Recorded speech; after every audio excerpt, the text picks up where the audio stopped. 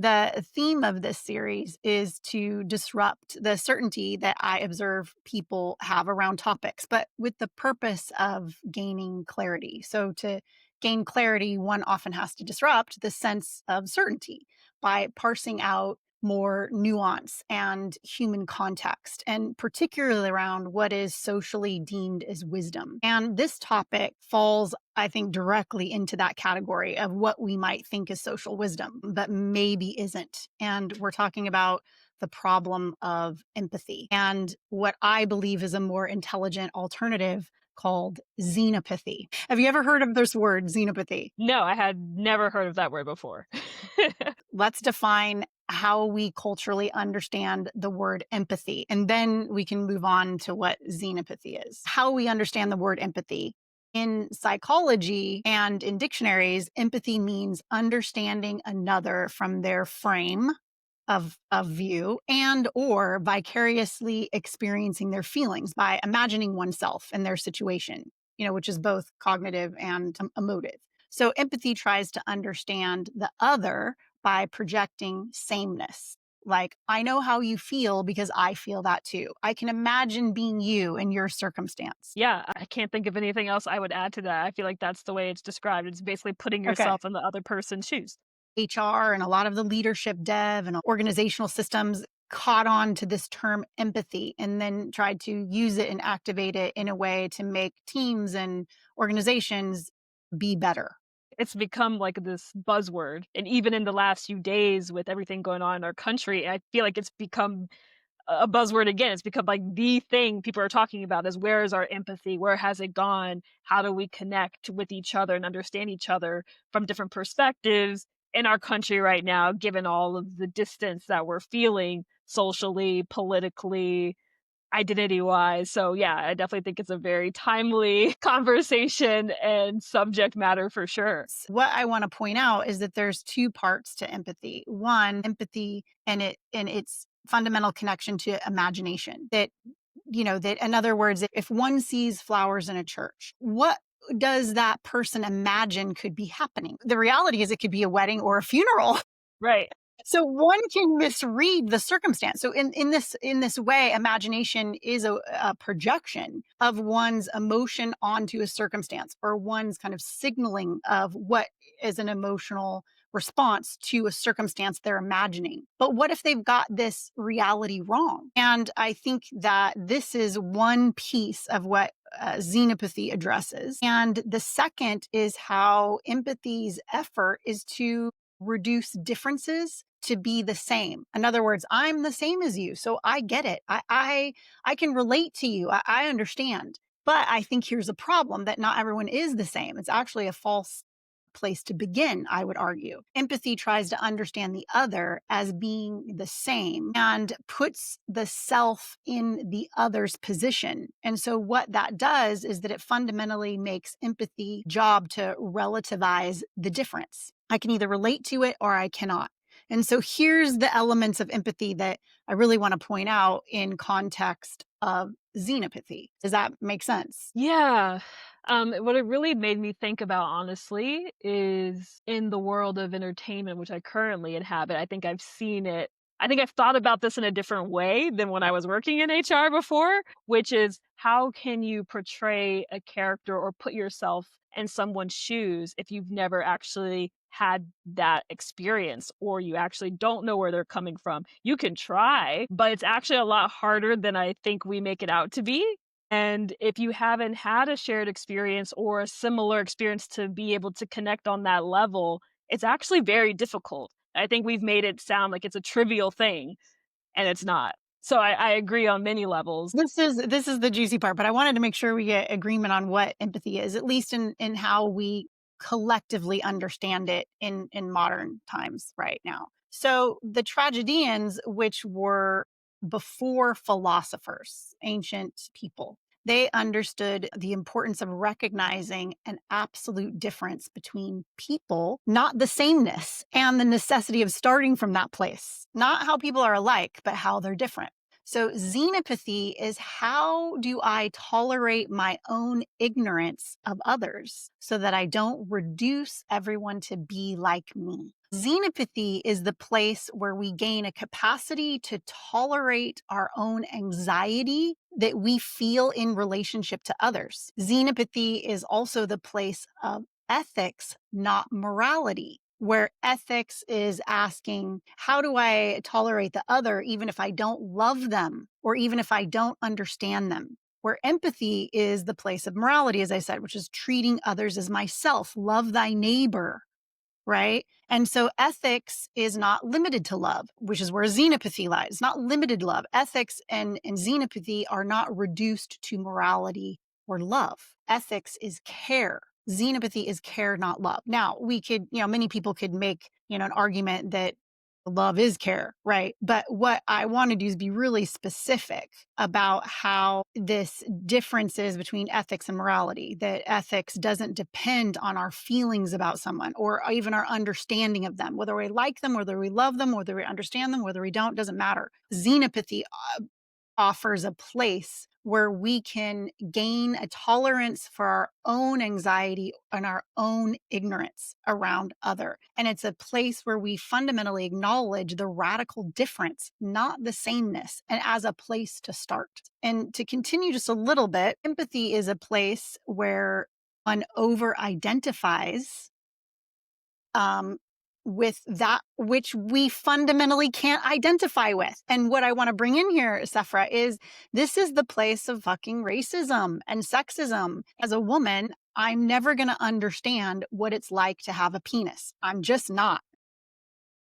I can fundamentally acknowledge that difference, that it isn't that I can imagine what that's like, right? But at the end of the day, there's a limit to my imagination and there's a limit to my understanding, but there isn't a limit to my knowing that there's a difference. And I know of the ignorance. I can be aware of the fact that there isn't a sameness. There's a fundamental difference. And I think the same principle applies in racism as well. It's like, if I'm going to imagine what it's like to be a Black woman, I'm not going to get very far. Like, sorry, it's just not in the purview Fair. of life experience. Yeah. And so this is where I think it really starts to matter, and why in social conversations and in organizational conversations around empathy and HR speak, and then now, like, when terrible things happen in our society and we're asking each other to have empathy, it's like, whoa, whoa, whoa. Like, let's have xenopathy, like a deep understanding that we're fucking missing something. There's ignorance here. There is not sameness. There's fundamental difference. And how can we care for each other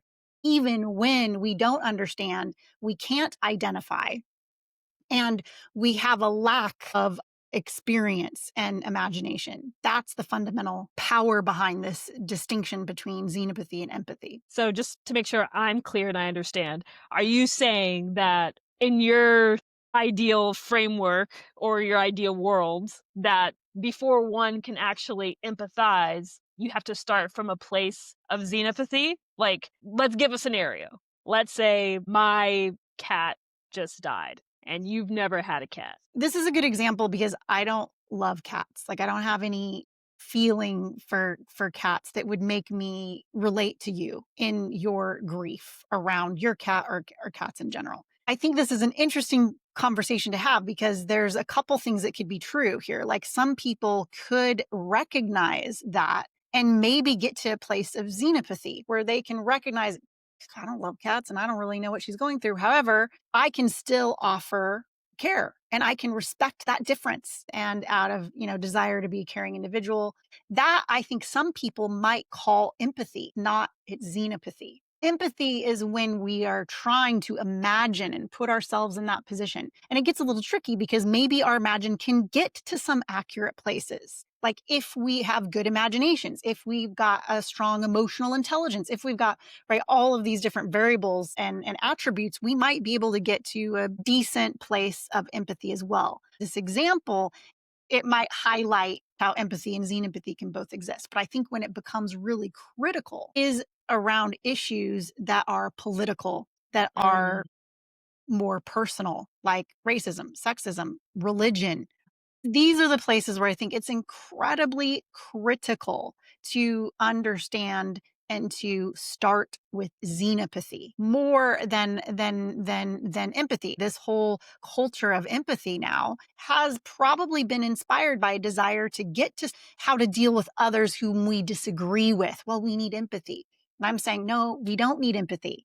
For people that we don't love and we don't give a shit about, xenopathy. So I think that this is the expansiveness of the conversation, right? And this is why it's Yeah. really tricky to have these conversations. But I think that the distinctions of terms can help because it's where are we starting from and in which context. And this is the whole point to decision intelligence, to bring attention to our words, to our language, and how language frames our action because it frames our thinking.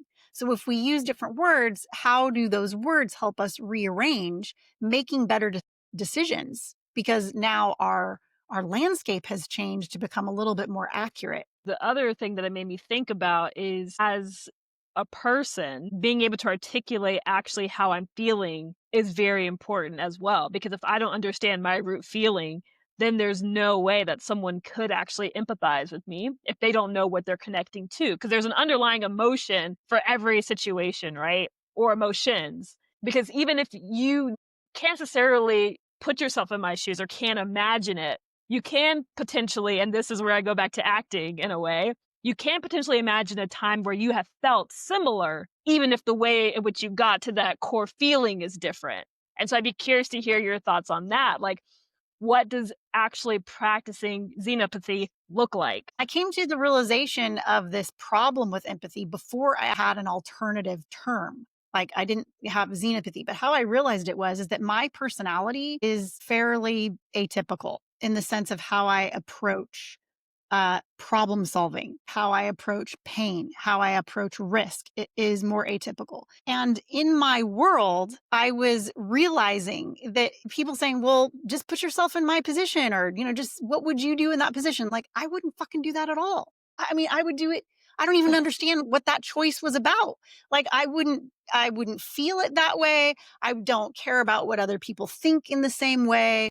I have a super high risk tolerance. So I can't relate to certain kinds of insecurity and certain kinds of fear that people demonstrate like in their work and in their relationships. So every time, I would be confronted with this position of, hey, put yourself in that person's position, you can see why they would be afraid, or you can see why they would be insecure, or they made that choice because it was whatever. I would just be like, no, I don't get it at all. And as a matter of fact, Cephra, it would become a point of judgment. So not Mm, only did it not lead me to empathy, it led me to more judgment because then when I was relating, I was like, well, actually, if I was in that circumstance, here's what I noticed, here's what I see. This person didn't. This person didn't notice that and see that. This person clearly didn't have the skills and capacity to execute on that thing. Therefore, it made it worse. It wasn't yeah. helping me to actually have more care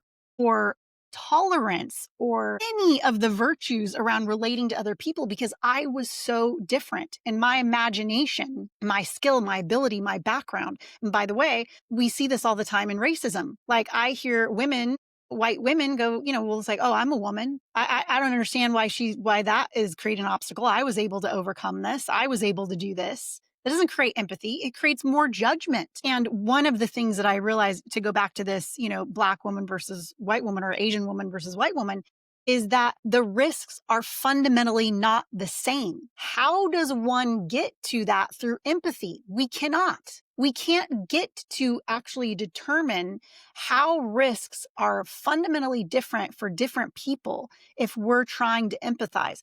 We can get there if we use xenopathy. It can be like, first, I have to realize, oh, we're fundamentally different. We're not the same just because we're two women. That Right. that doesn't that doesn't create an equivalency here. It is not the same. So if I start from there and I realize, okay, Suffer, you're fundamentally different from me. What are those different? Now I have curiosity. Now I have to ask myself, what might those differences be? And then I have to ask you, what are those differences? Because I don't know.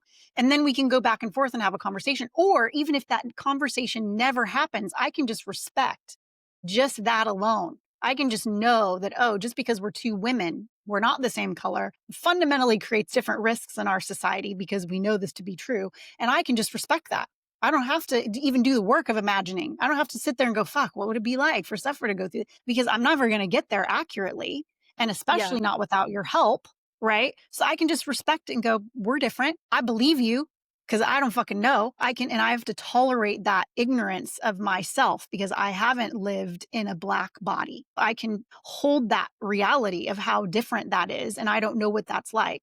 And I have to hold how uncomfortable that might be in my relationship to you. So now Yeah. there's an anxiety. So one, it's a tolerance for what I don't know. And now there's a tolerance for what I might experience as anxiety from that lack of knowing, from that ignorance.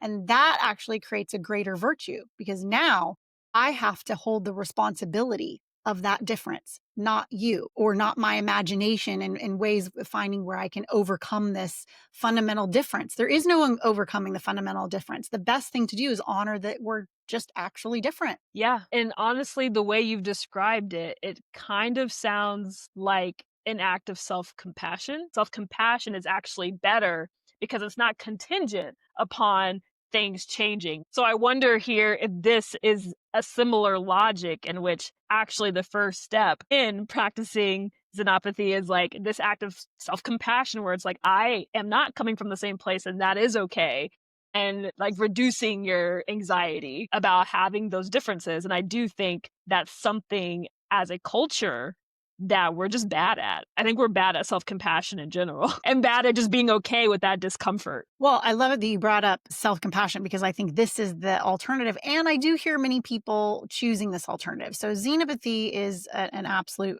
alternative, as I've stated. But compassion is an emphasis and focus on kindness. And perhaps here's a good place to say to Sephra that there are empathy variants. Like, and I have had people in the past when I bring this up, they'll argue that what I'm defining empathy isn't truly empathy. And there are variants. Now, what I want to say though is that those variants aren't actually accurate to the psychology and actual definitions around empathy, but they do exist. And these empathy variants, I think there's like three that's phenomenological, clinical, and they're accuracy focused, right? And these variants that I have heard, they try to fix empathy's projection problem, which is the fundamental problem by definition that I see empathy having. Again, empathy is good. I'm not saying it's bad. I'm just saying that Right. it's not good for everything like this culture of empathy is trying to make it. But what I'm arguing for in xenopathy is that we start from acknowledging ignorance and differentness, and then build care as knowledge, not as identification. That's the difference. Compassion is an alternative where we just choose to be kind. It's similar. But what I like about xenopathy, and I think that xenopathy adds more intelligence, is because you bear a different burden. And I think that we need to bear more personal burdens for what we do not know, and we need to bear burdens for the outcomes of what we do not know, like the anxiety that results. And I think that those two fundamental places of ignorance and anxiety create a lot of problems in society and in our families and 100%. in all of our relationships, right? However, yes, there's a place for empathy. Yes, compassion. I mean, I think if you don't know what to do, just go to compassion.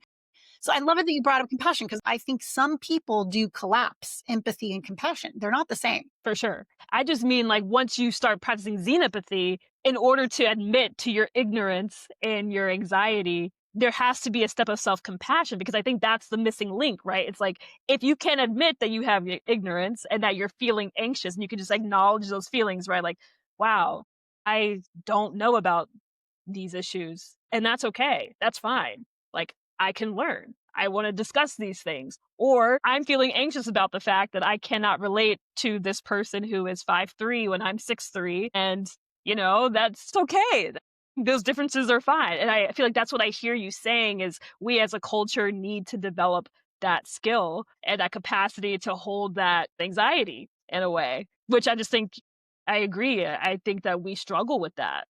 We struggle with being in that place of lack. It is a place of personal deficiency, which feels not good. I Yeah. really like how you restated and brought the self-compassion because this is layered, this is complex. The idea here is that it's contextual, right? And it's layered, that we don't move around the world linearly. It's not like, oh, xenopathy done, or empathy done, right? Like we Yeah. move around. We move from empathy to xenopathy, xenopathy to empathy, compassion, self compassion. And that's why I think this work is so important, is because it elevates our capacity, not just our skill. So many people are so confidently pro empathy for everything. And it's like, look, we have many tools here. Yeah. And Yeah. empathy is just one. It's not just developing skill. All of our culture is about, oh, we need to learn this, we need to learn that. And all of those skills based growth is good. However, if we don't have the capacity, and by capacity, I mean emotional ability to hold feelings and experiences that we don't like, that are uncomfortable, then those skills are void. They mean nothing. Yeah. We can't activate those skills once we got ourselves in an anxiety place, or we're activating skills that bypass emotional realities. So those skills either become completely and entirely misused and weaponized that are destructive, or they become completely impotent and mean nothing because without capacity, you can't use them correctly. That's So true. I think that is a lot of the discussion here. And I like it that you brought another word of self compassion, because that does require some capacity. How does one get to self compassion if there isn't a capacity to feel those things and recognize that it's okay? I think a lot of people don't even realize when they're feeling anxious or when they're feeling that insecurity or even like that they're being triggered by the ignorance. Where does one start to learn to do that in a safe space? If there is a safe space, like where do we begin as a culture? Well, and that is what I'm, fundamentally trying to do with human decision intelligence is, in particular context, where do we start? And Mm, in this context, that's what I'm offering. Is xenopathy is a better, more intelligent place to start, which is this fundamental recognition in our differences, not our sameness. And if we can begin there rather than trying to make each other the same and identical, obviously, all humans to some degree, we're all the same. But what is more useful and helpful in the way that we relate to one another is first recognizing that there are differences that are much more nuanced and contextual and powerful and deep, that we absolutely cannot understand and relate to. And from that place, then we can start to get to some more accuracy. Empathy is riddled with bias and prioritization of an ability to relate, which reduces all of humanity to what I can relate to, and it's not accurate or true. yeah. And I feel like, given what I hear you saying, it's interesting to me because I think we've moved further from that in some way. Like, I think we're doing both things at the same time almost, where it's like we're acknowledging our differences more, but pushing for more empathy at the same time, which Yes. feels very intense. Like, it feels like that could be very destructive in a lot of ways. I mean, that's another great insight, is that and this is the complexity of being human and the evolution of how we are trying to solve our anxiety, solve our suffering, right? And I think this begs the point of identification, that Americans in particular are obsessed with identifying. I'm a vegan. I'm a vegetarian. I'm a country person. I'm a I mean, it is endless the kind of Yeah. identifications that Americans have. This is one way that Americans have become like machines, is we're creating these algorithms that we place on ourselves and place on others to know if we're safe, if we belong, instead of relying on the mysterious places of our humanity where there's all this uncertainty and we have to actually take emotional risks and be okay with being hurt occasionally, be okay with being misunderstood. All of this is a capacity issue, which I keep returning to. This is the conversation of where do we begin as an introduction and as things to think about. Can we think about empathy a little differently? Can we offer some alternatives and think about those alternatives more deeply. I think this is a really fascinating way to think about those challenges.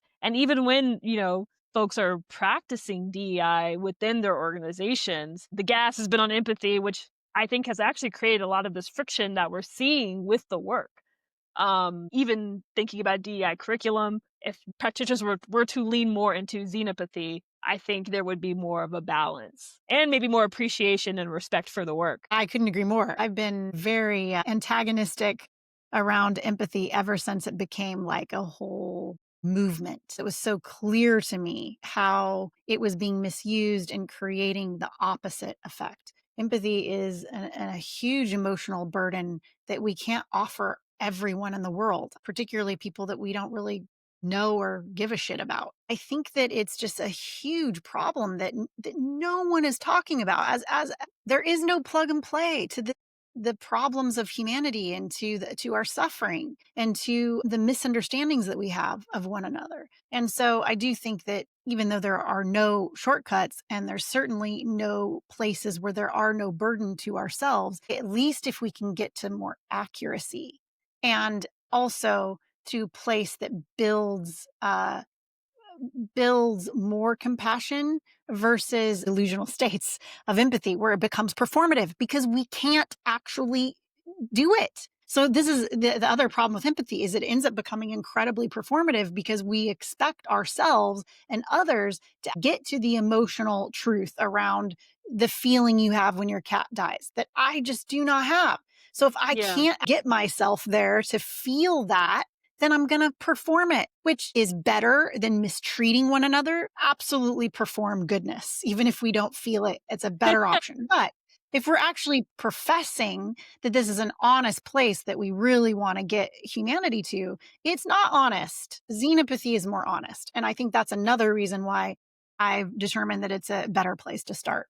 It's more honest. You're getting me to think about all of the other, like, buzzwords and things that we've over-indexed on in the last decade. The thing that keeps going through my mind is this idea of grit and perseverance as well, and, like, what are the pitfalls of that of, like, we realize that grit is the number one thing that makes someone successful in life. If they have grit and perseverance, they're gonna, like, go far. And again, that can be very performative too, and what is, like, the dark side of that? Right? Is that ideology getting us to lower our capacity to hold emotions, positive and negative? So it's just very interesting to think about the things that we double down on as a culture because we think that is the key. And to your point, that's very rarely the case that there's just one thing that is unlocks the mysteries of life.